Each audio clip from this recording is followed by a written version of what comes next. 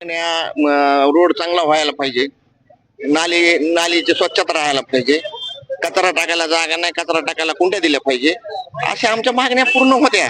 त्या प्रकारच्या मागण्या साहेबांनी आम्हाला सगळ्या मंजूर केलेल्या आहेत, तर आमचं उपोषण सुटलं. साधारणतः आता जे काही सध्याला अतिक्रमणचा भाग आहे त्या ठिकाणी कचरा आणि ज्यांनी अतिक्रमण केलं असे लोक कोण असे लोक 383 वाले आहेत.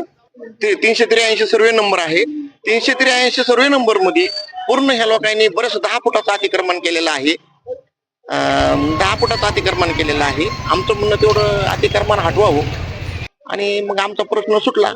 ह्याबद्दल आम्हाला साहेबांनी इशारा दिलेला आहे आणि लेखी दिलेला आहे. त्याच्याबद्दल आम्ही साहेबावर खुश आहेत.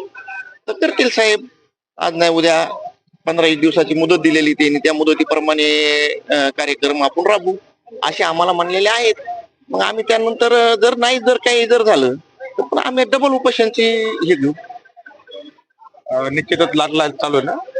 ओके, निश्चितच हे उपोषण करते होते त्यांनी इशारा दिलेला आहे. बघू आता नगरपालिका काय याकडे लवकरात लवकर लक्ष देऊन मार्ग लावते. ओके.